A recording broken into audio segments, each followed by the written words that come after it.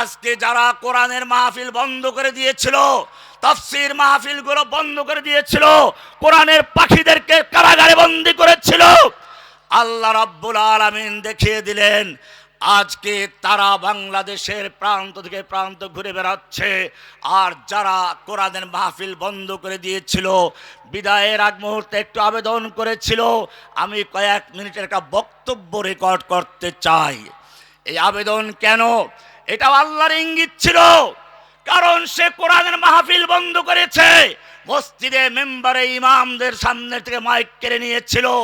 আল্লাহ তাআলা দেখাতে চেয়েছেন, তুই যেমন মানুষের বক্তব্যের ক্ষমতা কেড়ে নিয়েছিলি, মাইক কেড়ে নিয়েছিলি, এমন কেউ আছে যে তোর সামনে থেকে মাইক কেড়ে নিতে পারে, তোর বক্তব্য বন্ধ করে দিতে পারে। অতাংজিউল মুলকা মিম্মান তাশাউ ওয়া তুইজ্জু মান তাশাউ, ইজ্জত দেওয়ার মালিক কে? ওরা আমাকে এবং ওলামায়ে কেরামদেরকে, সাইদি সাহেবকে রাজাকার, মামুনুল হাসানকে আরো কি বানাইলো, জসিমউদ্দিন রহমানীকে জঙ্গি বানিয়ে, হাতে হ্যান্ডকাপ লাগিয়ে, মাথায় হেলমেট লাগিয়ে, বুকে বুলেট প্রুফ জ্যাকেট লাগিয়ে, পায়ে ডান্ডা বেরি লাগিয়ে আমাদের যখন কোর্টে তোলা হতো, গোটা বিশ্বের সামনে অপমান করার জন্য ষড়যন্ত্র করা হচ্ছিল, আমি দেখেছি সেই সুযোগেও কেউ সুযোগ পেলে পুলিশের ফাঁক ফোকর দিয়ে হাত মেলাবার চেষ্টা করত, পকেটে টাকা ঢুকিয়ে দিত, হাত দিয়ে তোহফা দিয়ে দিত। আজকে যখন তারা আমাদের জায়গায় চলে গেছে, এখন তাদের মাথায় হেলমেট লেগেছে, বুকে বুলেট প্রুফ জ্যাকেট লেগেছে, এখন তাদেরকেও জনগণ পুলিশের ফাঁক ফোকর দিয়ে খুঁজে বেড়ায়, তবে হাদিয়া তওবার দেওয়ার জন্য আর মুসাফা করার জন্য নয়, পচা ডিম আর ছেঁড়া জুতা দিয়ে পিটানোর জন্য খুঁজে বেড়ায়। আল্লাহ সুবহানাহু ওয়া তাআলার মহান দরবারে শুকরিয়া জ্ঞাপন করছি, যিনি বাংলাদেশের বুকের থেকে ইসলাম ও মুসলিমকে নিশ্চিহ্ন করার জন্য এক নাস্তিক মুরতাদ বসেছিল। ভারত থেকে দীর্ঘ প্রশিক্ষণ নিয়ে এদেশে গণজাগরণ মঞ্চের নামে এক নাস্তিক জাগরণ শুরু করেছিল। এদেশের শিক্ষা ব্যবস্থা ধ্বংস করার জন্য, গোটা জাতিকে বানরের বাচ্চা বানাবার জন্য নাস্তিক হিন্দু নওফেলের মতো একজন লোককে শিক্ষামন্ত্রী বানিয়েছিল। এদেশের মুসলিমদের ঈমানের কালেমা লা ইলাহা ইল্লাল্লাহর পরিবর্তে জয় বাংলা, মুহাম্মাদুর রাসূলুল্লাহর পরিবর্তে জয় বঙ্গবন্ধু তৈরি করে এক নতুন ধর্মের পায়ে তারা চালাচ্ছিল।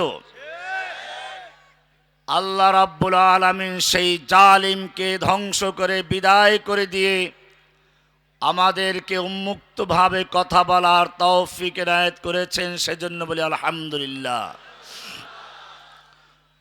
তাওহীদি জনতা, আপনারা জানেন যুগে যুগে আল্লাহ রাব্বুল আলামিন মানুষের হেদায়েতের জন্য, মানুষের মুক্তির জন্য নবী রসুল পাঠিয়েছেন এবং তাদের সঙ্গে আসমানি কিতাব দিয়েছেন।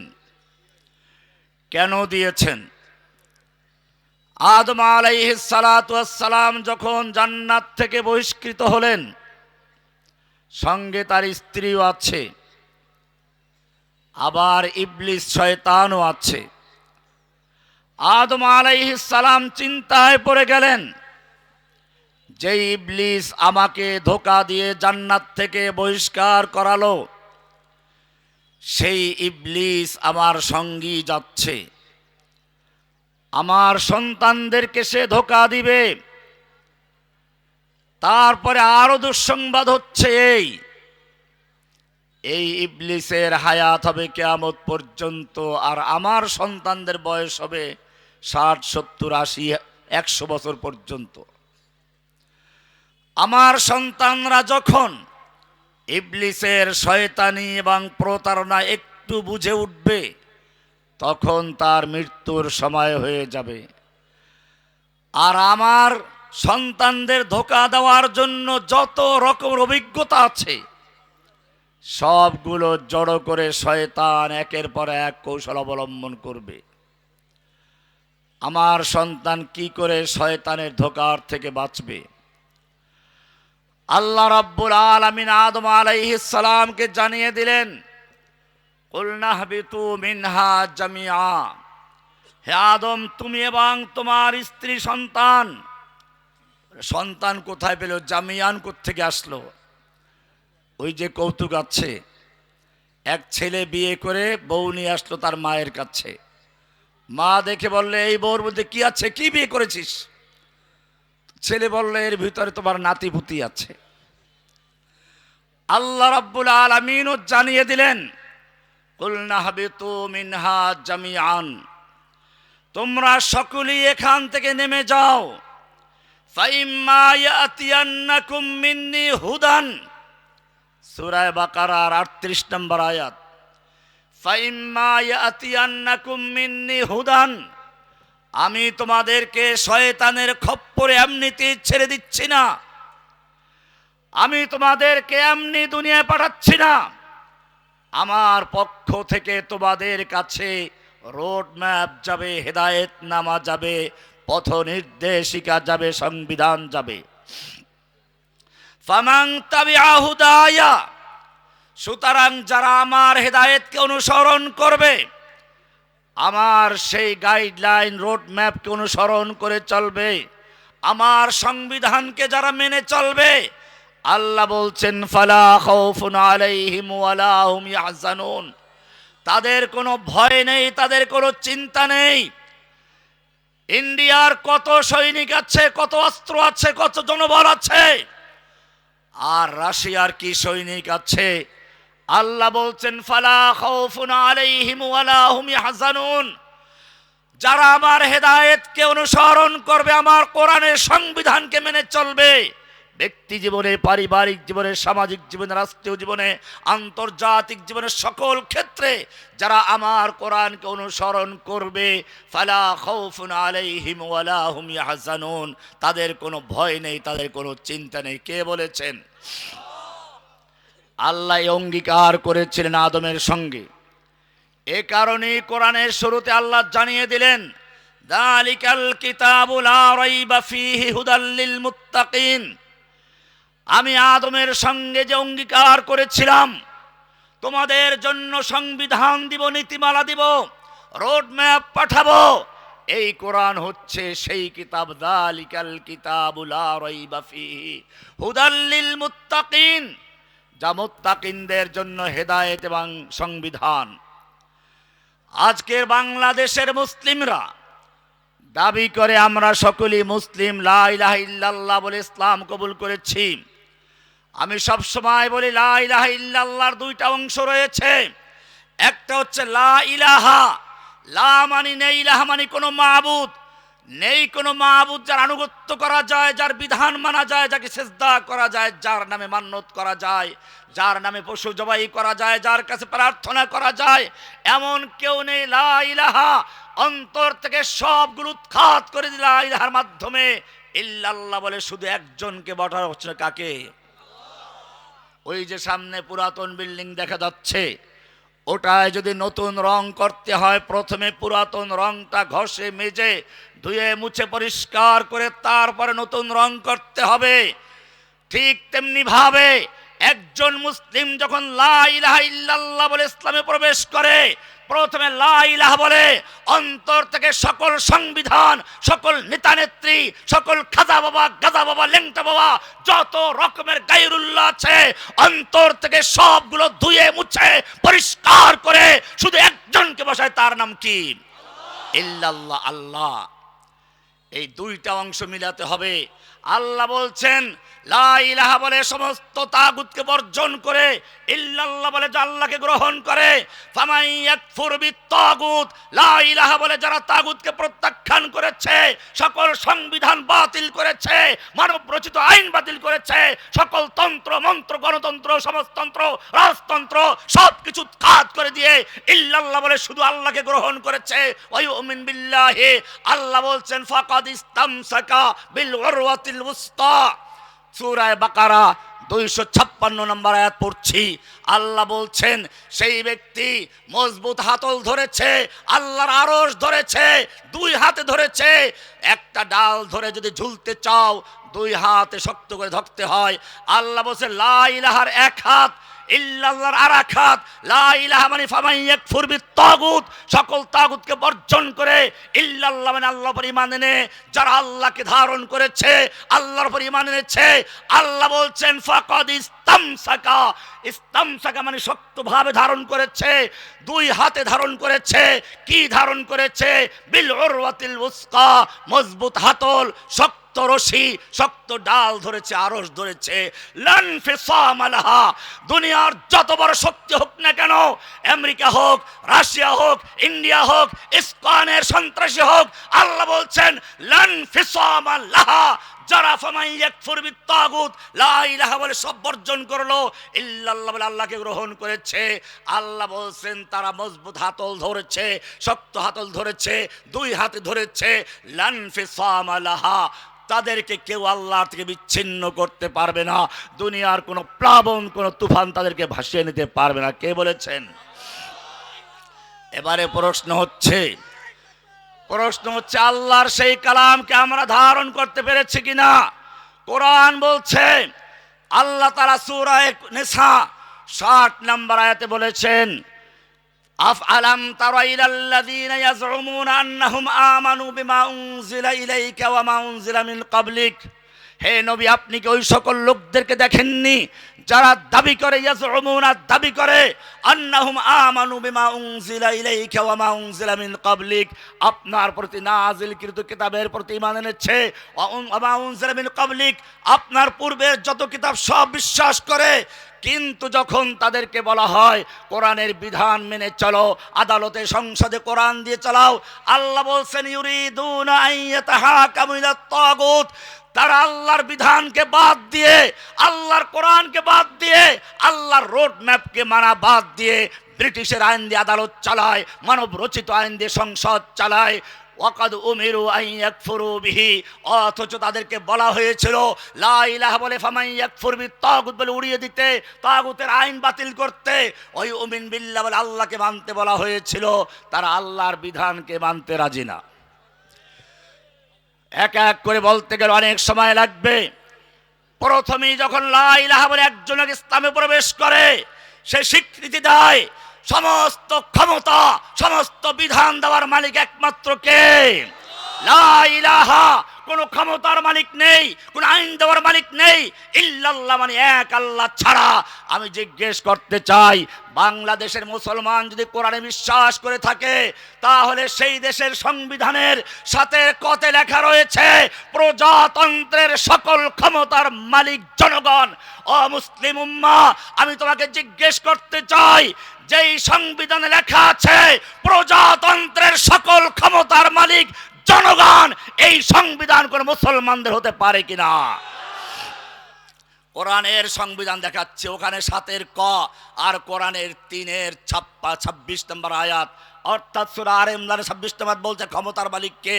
আল্লাহ বলছেন কুলিল্লাহুম্মা মালিকাল মুলক, হে নবী আপনি মুসলিম উম্মাহকে জানিয়ে দিন আল্লাহুম্মা মালিকাল মুলক, আল্লাহ হচ্ছেন সমস্ত ক্ষমতার মালিক, কোন জনগণ নয়, কোন নেতা নেত্রী নয়। আল্লাহ বলছেন কুলিল্লাহুম্মা মালিকাল মুলক, সমস্ত ক্ষমতার মালিক তুমি, তুতিল মুলকা মান তাশাউ, তুমি যাকে ইচ্ছা ক্ষমতা দান করো, ওয়া তানজিউল মুলকা মিম্মান তাশাউ, তুমি যার থেকে ইচ্ছা ক্ষমতা ছিনিয়ে নাও। ক্ষমতা দেওয়ার মালিক কে? ক্ষমতা ছিনিয়ে নেওয়ার মালিক কে?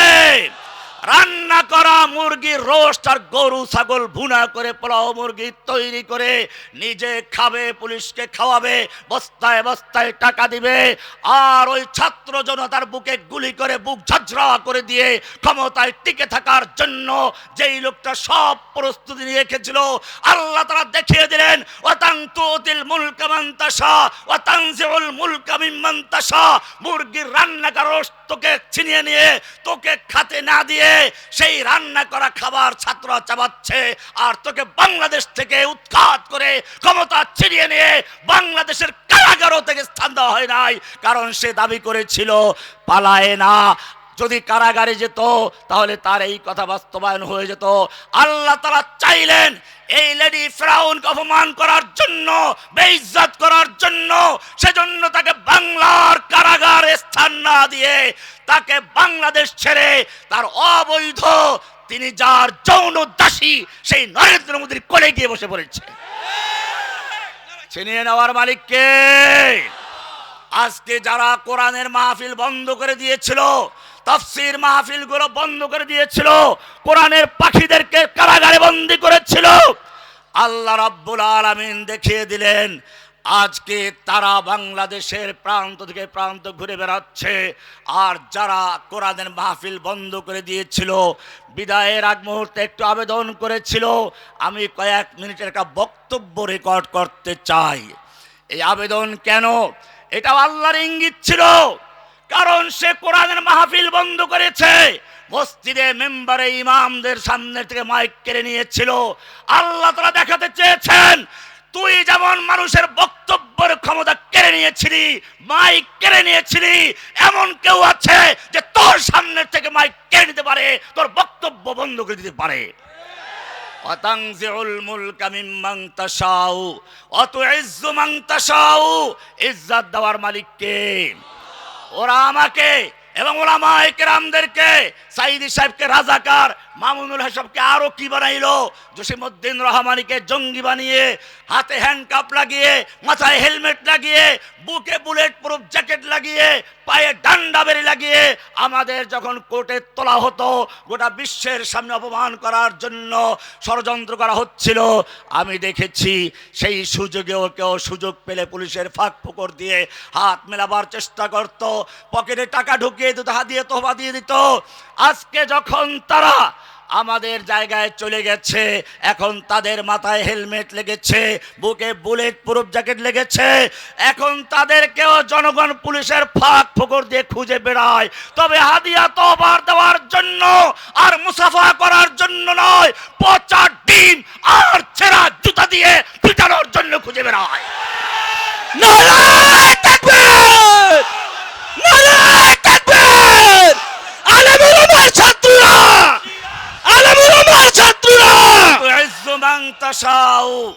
তুমি যাকে ইচ্ছে করে ইজ্জত দাও, ইজ্জত দেওয়ার মালিক কে? অতুযিল্লু মান তাশাউ, অপমান করার মালিক কে? বিয়াদিকাল খায়র, সমস্ত ক্ষমতার মালিক কে? সুতরাং মনে করতে হবে, আজকের তাওহীদি জনতাকে মনে রাখতে হবে, বাংলাদেশের ছাত্র জনতা, যুব সমাজকে মনে রাখতে হবে, যেইভাবে তোমরা জুলাই আগস্ট ঐক্যবদ্ধভাবে মাঠে নেমেছিলে, জেনে রাখবে হাসিনার সমস্ত চক্রান্তের জালগুলো মাকড়সার জালের মতো ছিন্ন করে দিয়ে যে আল্লাহ তাআলা সেদিন সাহায্য করেছিলেন, আবার যদি ঐক্যবদ্ধ থাকতে পারো, ইনশাআল্লাহ ইন্ডিয়ার যত ষড়যন্ত্র, যত চক্রান্ত, সবগুলো মাকড়সার জালের মতো ছিন্ন ভিন্ন করে দিয়ে মুসলিমদেরকে দিল্লি পর্যন্ত বিজয় দেওয়ার সম্মতি দিতে পারে।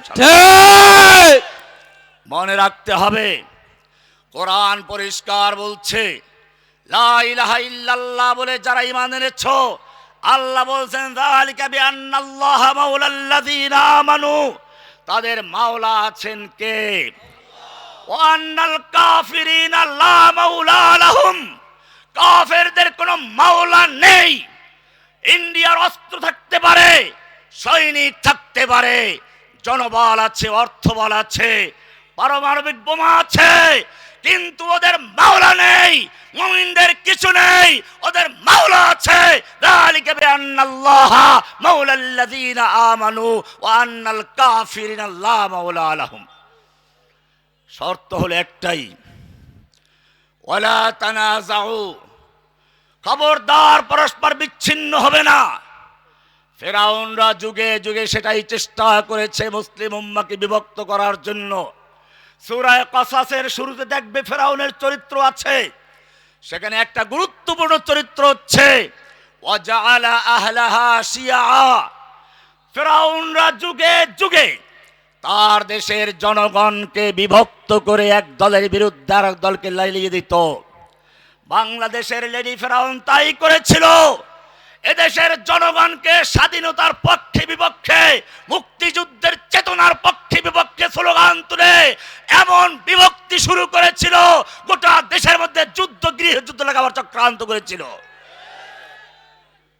কোরআন বলছে ওয়ালা তানাজাউ, তোমরা যেভাবে সেদিন ওদের চক্রান্তকে ঐক্যবদ্ধভাবে মোকাবেলা করেছিলে, যদি সেরকম থাকতে পারো দুনিয়ার কোন চক্রান্ত তোমাদের ধ্বংস করতে পারবে না।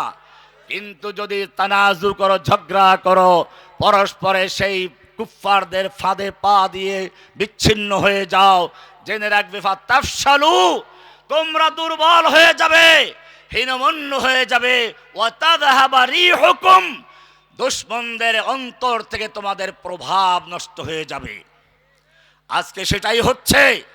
নতুবা যে ইহুদি ওমর ইবনে খাত্তাবের যুগে তার দরবারে গিয়ে হাত জোর করে প্রার্থনা করেছিল, ওমর আমাদেরকে খয়বরে তোমার নবী থাকতে দিয়েছিলেন, আমরা কৃষি কাজ করব, ফসল উৎপন্ন করব, তোমাদের মজদুরি করব, আমরা অর্ধেক ফসল পাবো, তুমি কেন উৎখাত করছো? ওমর বিন খাত্তাব রাদিয়াল্লাহু তাআলা আনহু বলেছিলেন, ইহুদি সেদিন আল্লাহর নবী কি বলেছিলেন তা আমার অক্ষর অক্ষরে মনে আছে। সেদিন বলেছিলেন, তোদেরকে আমি সেদিন পর্যন্ত খয়বরে থাকতে দিচ্ছি যেদিন পর্যন্ত আল্লাহ মঞ্জুর করবেন, কিন্তু সেদিন বেশি দূরে নয়, যেদিন খয়বর থেকে তোদেরকে উৎখাত করা হবে এবং তোদেরকে এত দূরে পালাতে হবে, তোদেরকে নিয়ে যেতে যেতে তোদের উটগুলো ক্লান্ত হয়ে যাবে। আজকে সেদিন এসেছে। যে ইহুদি সেদিন ওমর ইবনে খাত্তাবের দরবারে মুসলমানদের শ্রমিকগিরি করার জন্য, মজদুরি করার জন্য করজোর প্রার্থনা করছিল, আজকে সেই ইহুদি মুসলমানদেরকে অহরহ হত্যা করে যাচ্ছে, বাড়িঘর দখল করেছে, মুসলিমদের প্রথম কিবলা দখল করে আছে। কোত্থেকে এত সাহস পেল? যে হিন্দু 700 বছর পর্যন্ত মুসলিমদের গোলামি করেছে, সেই হিন্দু আজকে মুসলিমদের চ্যালেঞ্জ করে বলছে, हिंदू हिंदी हिंदुस्तान जबन भेजो पाकिस्तान, गो हमारी माता है तुम उसको खाता है, तुमको चाहिए कब्रिस्तान या भेजेंगे पाकिस्तान। তারা আমাদের বহু ভাইকে ইন্ডিয়াতে পিটিয়ে হত্যা করেছে। এবারে তাদের সাহস এত বেড়ে গেছে, 18 কোটি তাওহীদি জনতার দেশে সেই ইসলাম নামক সন্ত্রাসী সংগঠন আমাদের এক ভাইকে দিনে দুপুরে পিটিয়ে আর কুপিয়ে হত্যা করার মতো দুঃসাহস দেখিয়েছে। কেন? মনে রাখতে হবে, আল্লাহর নবী সাল্লাল্লাহু আলাইহি ওয়াসাল্লাম কারণ স্পষ্ট করে দিয়েছেন। সাহাবায়ে কেরামদের একদিন বলছিলেন, আমার একটা সময় আসবে যখন ইহুদি, খ্রিস্টান, হিন্দু, মুসলিম, বৌদ্ধ, নাস্তিক, মুরতাদ দুনিয়ার সব কাফের ঐক্যবদ্ধ হয়ে একে অপরকে আহ্বান করবে, আসো আমরা জোট গঠন করি মুসলিমদের ধ্বংস করার জন্য। যেরকম ভাবে দস্তরখানে খাবার বিছিয়ে মেহমানদের ডাকা হয়, আল্লাহর নবীকে সাহাবায়ে কেরাম আশ্চর্য হয়ে প্রশ্ন করলেন, ইয়া রাসূলুল্লাহ আমরা মাত্র মুষ্টিমেয় সাহাবী, 1 থেকে 1.5 লক্ষ সাহাবী, আমাদের ভয়ে গোটা দুনিয়া থরথর করে কাঁপে, আর তখন মুসলিমদের অবস্থা কেন হবে? তখন কি মুসলিমরা সংখ্যায় কমে যাবে?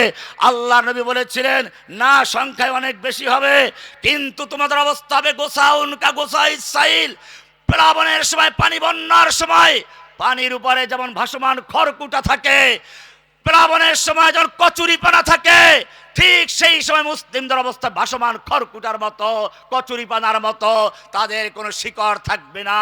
কারণ মুসলিমদেরকে আল্লাহ তাআলা তুলনা করেছেন একটা খেজুর গাছের সঙ্গে, যার শিকড় নিচে, ডাল উপরে। কোরআন বলছে, আলাম তারা কাইফা যারাবাল্লাহু, আলাম তারা কাইফা যারাবাল্লাহু মাসালান কালিমাতান তাইয়্যিবা। এই মুসলমান ভালো করে দেখো, আল্লাহ কিভাবে তোমাদেরকে কালিমায়ে তাইয়্যিবা লা ইলাহা ইল্লাল্লাহর দৃষ্টান্ত দিয়েছেন। কাশাজারাতিন তাইয়্যিবা, একটা পবিত্র গাছের সঙ্গে, আসলুহা সাবিতুন, যার শিকড় মাটিতে গ্রথিত, আসলুহা সাবিতুন ওয়া ফারউহা ফিস সামা, মুমিনদের শিকড় হচ্ছে জমিনে, তার শাখা কোথায়? সেই জন্য আমি বলবো, আসুন লা ইলাহা ইল্লাল্লাহর প্রতি ঈমান রেখে, আল্লাহর সমস্ত ক্ষমতার উপর বিশ্বাস রেখে, যালিকা বিআন্নাল্লাহা মাওলাল্লাযিনা আমানু ওয়া আন্নাল কাফিরিনা লা মাওলা লাহুম, বিশ্বাস করে ঐক্যবদ্ধভাবে মাঠে নেমে যায়। আল্লাহ আমাদের তৌফিক দান করুন, আমিন। আসসালামু আলাইকুম ওয়া রাহমাতুল্লাহি ওয়া বারাকাতুহু।